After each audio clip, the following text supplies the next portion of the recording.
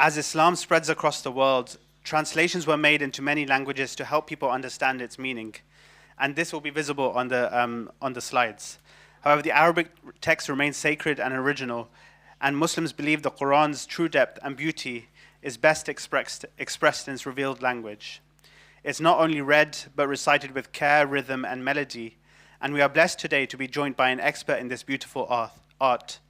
Today's recitation will be delivered by Qari Mustafa Al-Nasri, who will share with us a short passage from the Holy Quran. We invite you to listen attentively and reflect on its message and beauty. Please welcome him with a round of applause.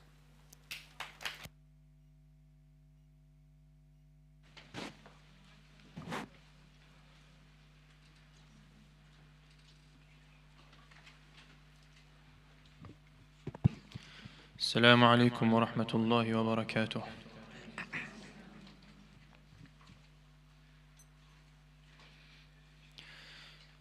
أعوذ بالله من الشيطان الرجيم.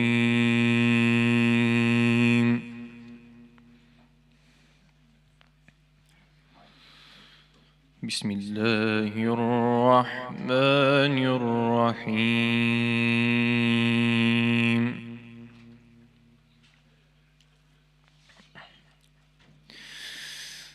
إنما المؤمنون إخوة فأصلحوا بين أخويكم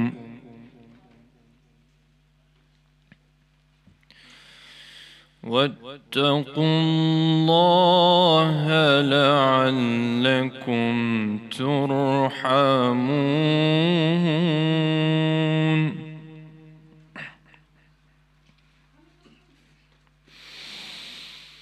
يا أيها الذين آمنوا لا يسخر قوم من قوم عسى أن يكونوا خيرا منهم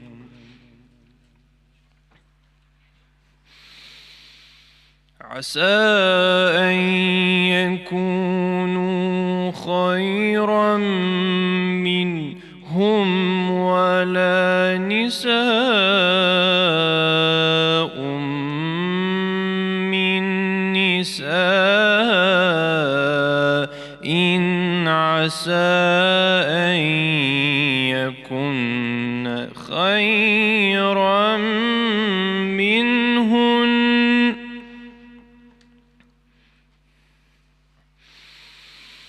ولا تلمزوا أنفسكم ولا تنابزوا بالألقاب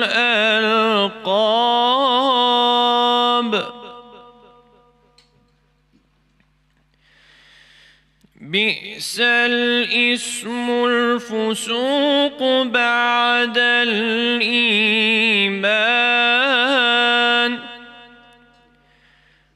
ومن لم يتب فأولئك هم الظالمون.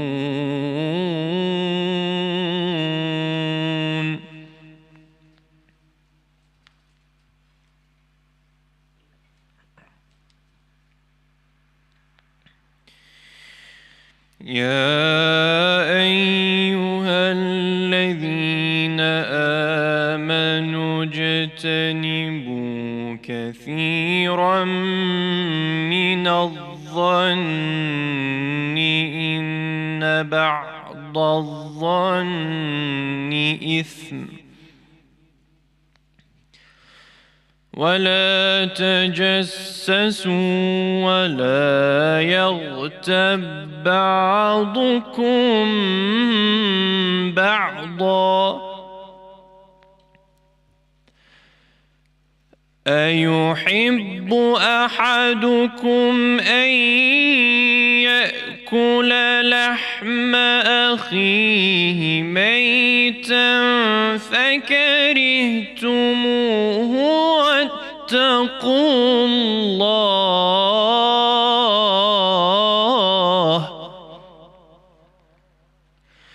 واتقوا الله إن الله تواب رحيم.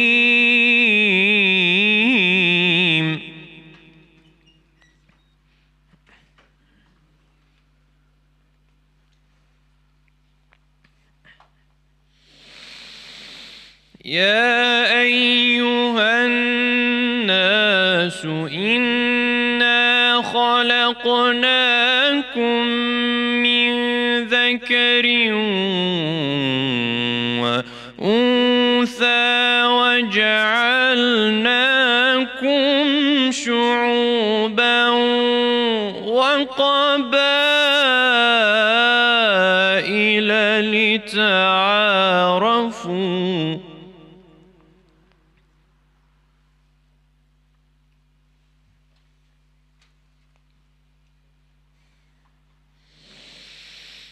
يا أيها الناس إنا خلقناكم من ذكر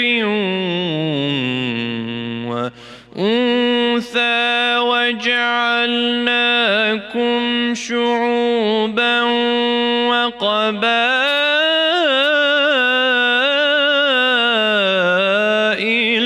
لتعارفوا إن أكرمكم عند الله أتقاكم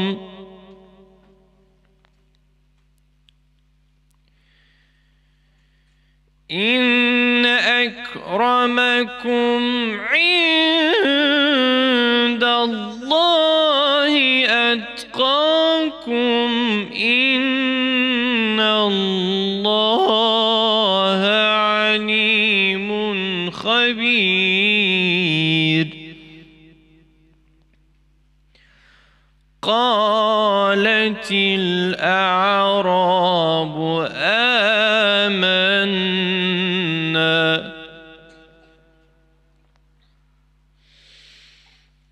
قل لم تؤمنوا ولكن قولوا أسلمنا ولما يدخل الإيمان في قلوبكم وإن تطيعوا الله ورسوله لا يلتكم من أعمالكم شيئا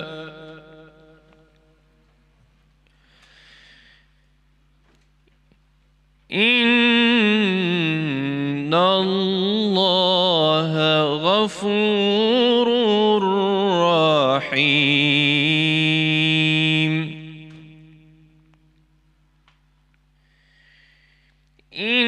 إنما المؤمنون الذين آمنوا بالله ورسوله ثم لم يرتابوا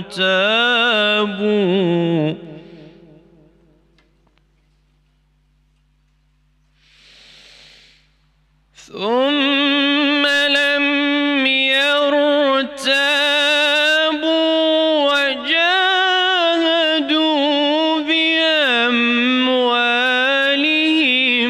وأنفسهم في سبيل الله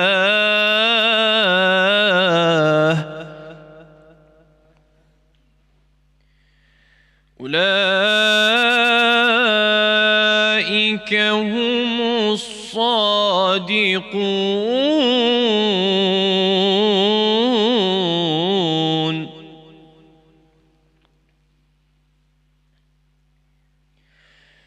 قل أتعلمون الله بدينكم والله يعلم ما في السماوات وما في الأرض والله بكل شيء عليم صدق الله العلي العظيم الفاتحة.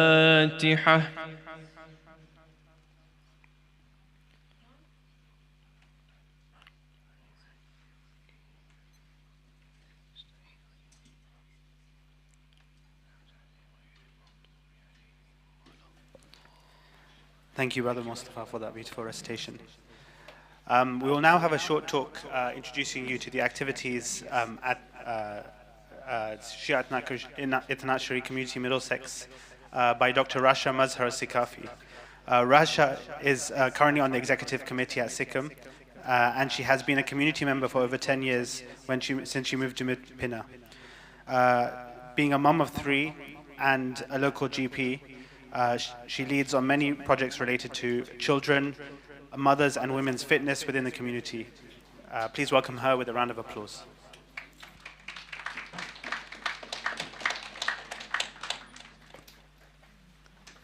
Assalamu alaikum, everybody. Oh, that's right.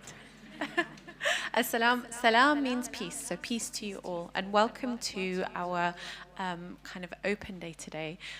This Visit My Mosque initiative is a brilliant initiative that we are so delighted to be taking part of, and that is running again this year. As my colleague mentioned, I'm one of the executive committee, and I'm one of 8, and we work tirelessly throughout the year to arrange a whole range of events for all members of the community. And if you're interested to see who we are, there's a few posters over on each of those 2 walls, so you can come up to any one of us and ask us any questions. We're always happy to answer. Just a show of hands, who is it's the first time they've come here today? Okay. Well, welcome, and thank you for coming today. I'd like to thank everybody who was involved behind the scenes to organize today. It takes a lot of organization to pull off something like this, to bring you all together, to bring all the different elements, and it's always important to recognize that there are so many different working cogs behind any organization. So when we consider what we do here, I'm going to talk through a few different elements. So the first is who we are.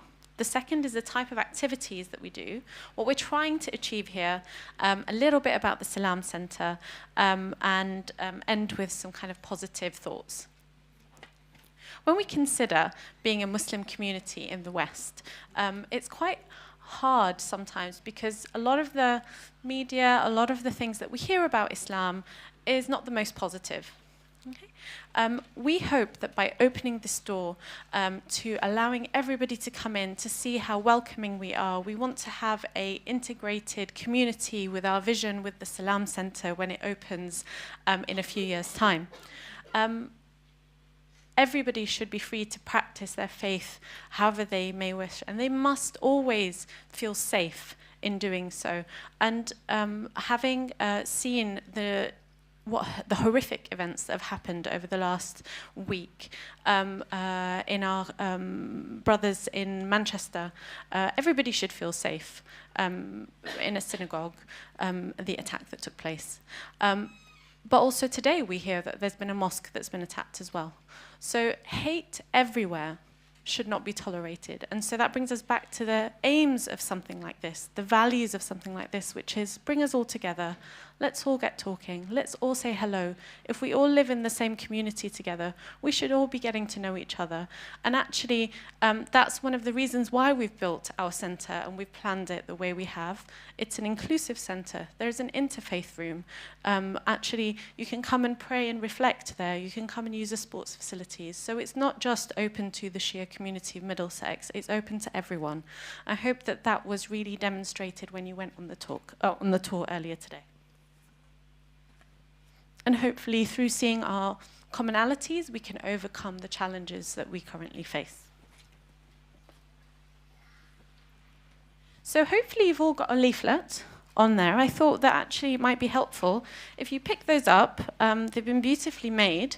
And maybe we could just spend a little bit of time going through this, just to kind of try and understand a little bit about who we are. So I mentioned Shia Ithna Ashari community. There are different sects in Islam. There are Shia, there are Sunni mosques, and we are a Shia community. We work really closely with our Sunni brothers and sisters, with our interfaith colleagues around Harrow, and we work hard to build that community in all the different activities that we do. Even though we're currently in a kind of temporary building, we are not really got facilities that are the kind of things that you would be able to run these things, but you'll be able to see that even though we're not kind of fully functioning, we still do all of these different activities. And that's because our values are about community. Our values are about the people, not the building. There's no point building this beautiful building if we don't have the people who are going to fill it. And so hopefully, through seeing all the different activities that we do, actually you'll see that we are a very welcoming community. So let's move on to the next page.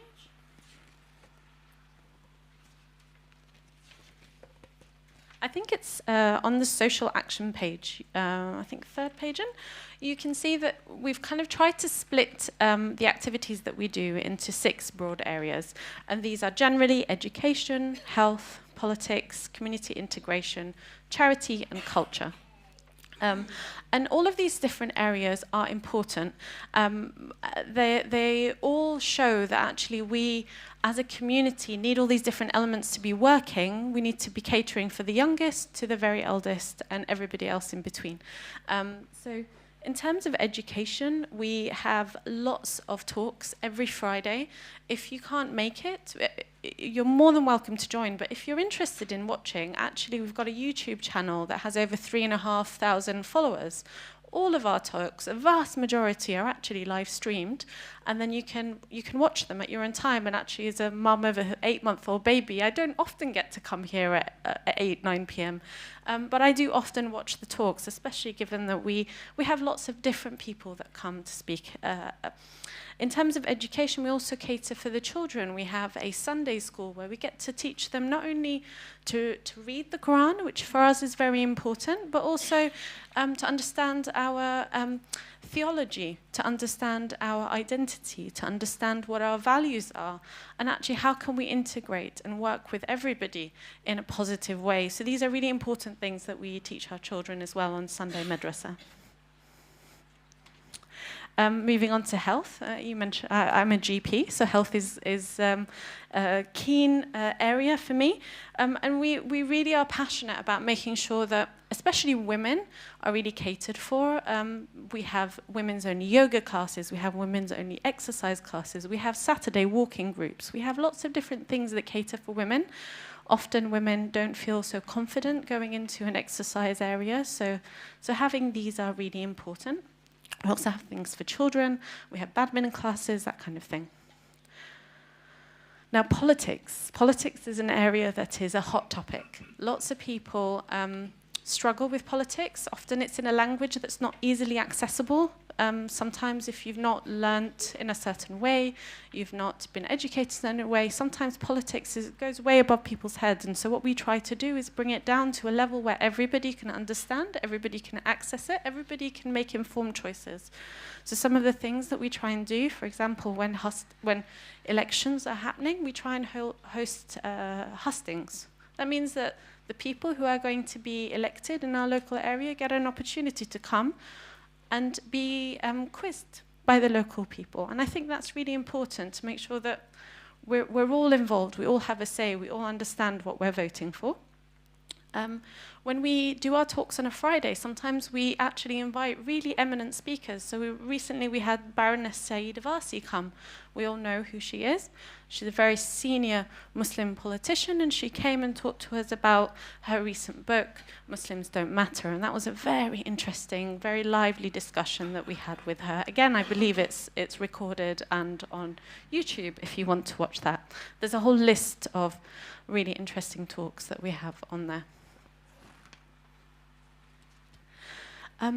Islam and Muslims in general within the UK and abroad are very, very charitable. It's one of the things that is part of our core identity. We make sure that we give as well as we kind of look after each other. And so charity, you can see the Soul Kitchen at the back is one of the most important things that we do. Every Sunday, if you drive past between 12 and 2, you'll see people coming in and out of the building, collecting their things from the Soul Kitchen, and we're really proud to be able to support that every single week. So thank you for what you do as well. And if you haven't had a chance to speak to them, I do suggest going and speaking to them.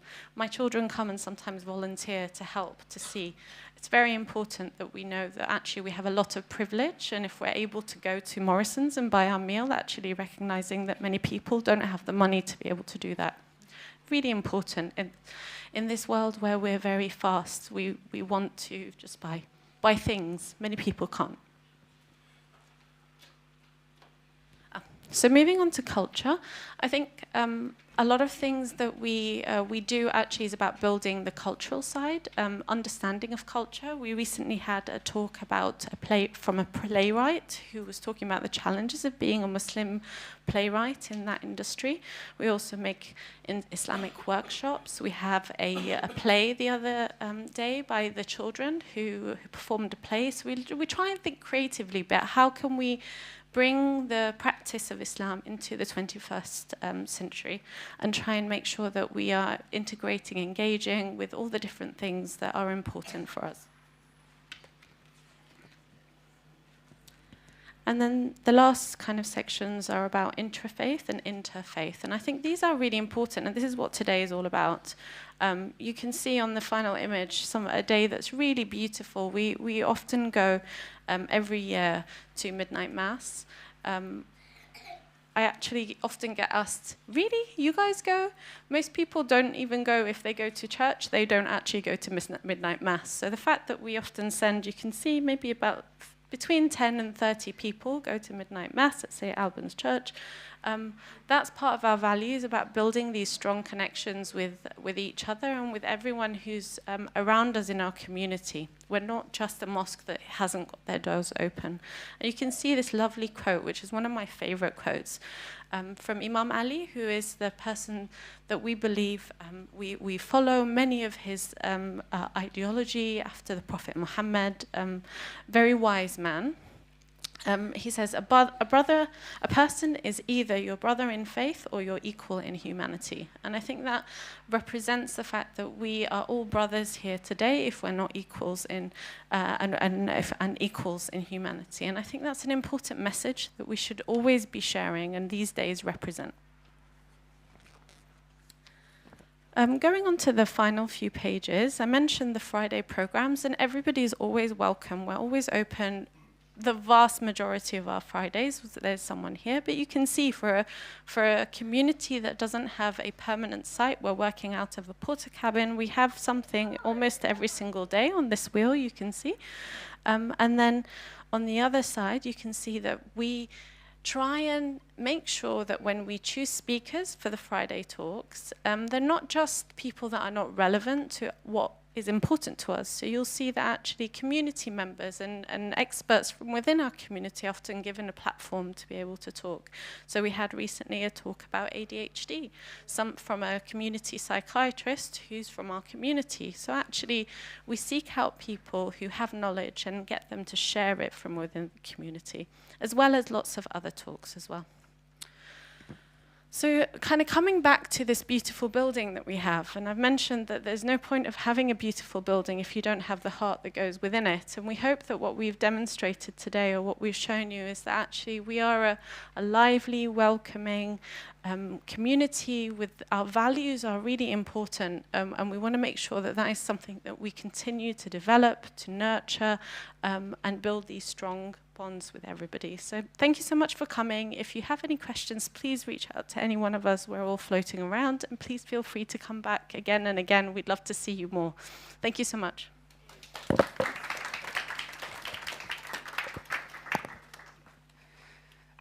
Thank you very much, Rasha.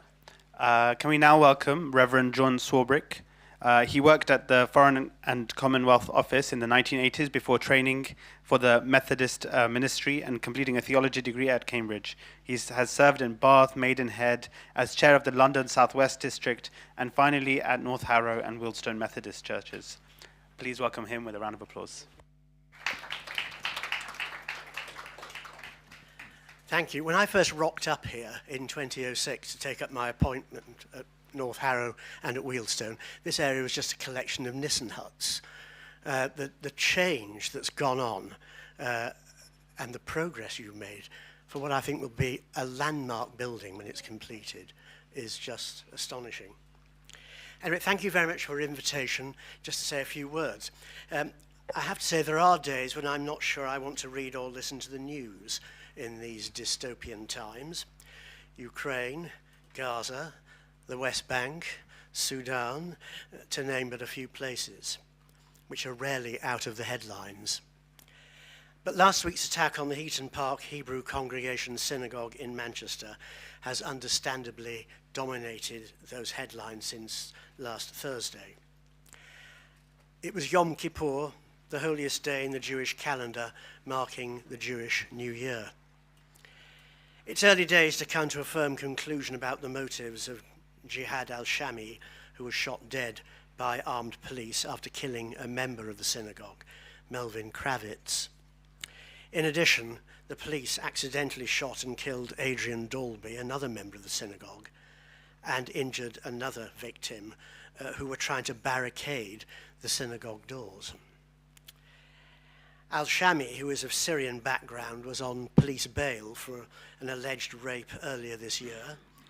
And it has been said that counter-terrorism police were examining whether he was responsible for a death threat sent to a member of parliament in 2012. But synagogues, together with other Jewish buildings such as schools and cultural centres, have for many years taken precautions to try and ensure their security through an organisation called the Community Security Trust. Occasionally, on a Saturday morning, I've walked past Pinner Synagogue and noticed a security officer from the CST on duty, but that's widespread. It's also the case that since the Hamas attacks on Israel on the 7th of October, nearly 2 years ago now, it's extraordinary, the subsequent Israeli campaign of destruction in Gaza, the killing of more than 60,000 Palestinians, as well as the increasing number of far-right Israeli settlers occupying land in the West Bank, there has been a surge in anti-Semitism in this country and abroad. But I think there is a distinction to be made about the Netanyahu government's response to the 7th of October and criticism of it, which we might call, in inverted commas, anti-Israel. But in my opinion, that's different from anti-Semitism. Now, you can argue that one with me afterwards. I think otherwise you say that there is one nation which is beyond criticism for anything. Or it should be, except for the uncomfortable fact that some people are not careful enough with their language. However, as I speak, Donald Trump's latest deal at resolving the conflict is now underway, so we wait and see. Ecumenical working with other Christian denominations and interfaith working with other faith traditions have been part of my ministry since I began as a minister in 1989. I just want to end with a little story, still on this Jewish theme. Back in December 2019, I was asked to take the funeral service of Roger Klein's at Northwood Methodist Church, where he had been the organist and choir master for many, many years. What I didn't know until then was that his wife, Nellie, was Jewish. She'd actually managed to escape the Holocaust from Poland and arrive here just around about 1940. But this was all arranged very amicably. I would lead the service. The then Rabbi Andrew Goldstein at Northwood Liberal Synagogue, which is literally next door to the church at a right angle, if you've ever seen the site, would give the address, since he knew them both better than I did. Nellie and their daughter came to the manse in Kingsfield Avenue, where I lived then, just round the corner, where I then lived, to discuss the details of a service which would reflect Christian and Jewish traditions for the members of both church and synagogue who would be attending. They both spotted my piano in one room and the racks of CDs in the living room where we were, discuss, sit down and talk and plan. It turned out that Nellie is a professional pianist. We did manage to keep the conversation on track, though with a few musical diversions. And we did have a lot of music in the service. Their daughter led a choir as well. And our joint efforts to reflect both faith traditions, I think, worked out well. A few days later, Postman Pat delivered a small parcel. It contained 2 CDs. One in which Nellie played a wonderful selection of solo piano music by Chopin and Debussy. The other where she was the pianist playing with the Jerusalem String Trio, a couple of piano quartets. Interfaith involvement can occasionally have some unexpected outcomes. Thank you.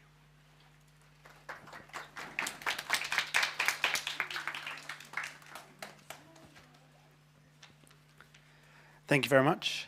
Can we now call Reverend David Tuck?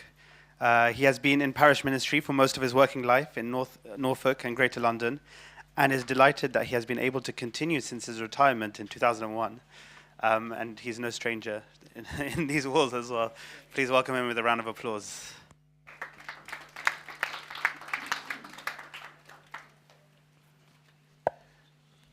Can I just assure you, first of all, that in spite of what you can see on page 2 of your pamphlet, I'm not a trans woman. I'm delighted and privileged to be here again. It's always a delight. And to see the progress on the wonderful new Salam Center. And to know that every time I come here, I know that I am among friends. Thank you. That's very important to me. St. Albans Church has claimed to be, as we heard just now on the tour, the finest building in North Harrow for the last 85 years. We've been aware that we're going to give up that medallion very soon, but I think, having gone round this afternoon, we've actually already conceded. And we're very happy to be silver medalists now. Thank you. Your commitment, please open and finish as soon as you can. Your commitment to community involvement here is going to be a huge asset in this borough throughout and beyond. I've been asked to say a little about our stories and our neighbourhoods. So here's a little bit about St. Albans' story. But first of all to say that in church this morning at St. Albans, there's a great deal of discussion about our bishop, Bishop Sarah Mullally, who's about to become Archbishop of Canterbury. We're going to miss her. But 930 years ago, in the year 1094, Archbishop Anselm came to the hill in Harrow and blessed a new little church, St. Mary's. He came there, I think, because the whole area of Harrow was part of a royal shooting estate at that time. And so we had a very important person coming to bless. St Mary's on the Hill has been the mother church of all the Anglican churches in the borough and beyond. And in 1321, the tiny little hamlet of Pinner decided it needed to have a chapel. One was built. The vicar there was appointed by the Vicar of Harrow, as he still is 700 years later. And then the next big thing that happened, of course, was the coming of the railway. Pinner changed from being a rural village to being a London suburb. But I found it quite remarkable that when I became Vicar of Pinner in 1984, it was only 20 years since there was an annual farmer's hay service in Pinner Parish Church. So things have changed enormously. So the railway came, 1930s came with the huge growth of northwest London, and we were able to build St Albans Church. I have to say, with some shame, 90% of the funding was not from local people, but from the sale of a disused church in Chelsea. Only 10% of the cost of St Albans Church was raised locally. And of course, what a change since the Second World War. As we all know, we're now among the most diverse communities in this country, and at St Albans we're deeply committed to solidarity and cooperation. It will be one of the issues concerning the appointment of a new vicar at our church. We're deeply grateful that we're able to live at peace together. For the last 15 years, we've had a Christian-Muslim dialogue group here in North Harrow. I looked through my records the other day. We've had over 60 meetings. We've done all sorts of interesting things. We've got to know each other better. We've learnt about our faiths, the things that we have in common, and a recognition of our differences. We sent a delegation to Jerusalem on a conference. We've had parties together. We've been to Kew Gardens together. And it's now time for a review on what we've been doing and where we go forward from here. Please hold that issue in your prayers. We have a meeting which is going to be chaired by Iqbal in 10 days' time, and that's going to be a very important moment for Christian-Muslim dialogue here. As Christians and Muslims, we share so many common values, and also, of course, with those of other faiths. We need desperately to stand together to demonstrate a better future than that of the Islamophobia, anti-Semitism, so-called Christian nationalism, and hostility towards migrants that's casting such a big and shameful shadow on our national life. I'm sure we've all been deeply troubled and ashamed by what happened in Manchester, the dreadful assassinations there, the burning of a mosque in Peacehaven in Sussex yesterday, and walking past Pinner Synagogue yesterday morning to see a whole group of police guarding the entrance there. May God bless your work here. May Salam Centre soon, as soon as possible, be open and flourishing. Thank you.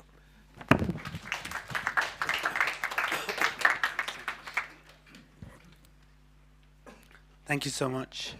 Let us end by taking a few moments to pause and reflect in prayer.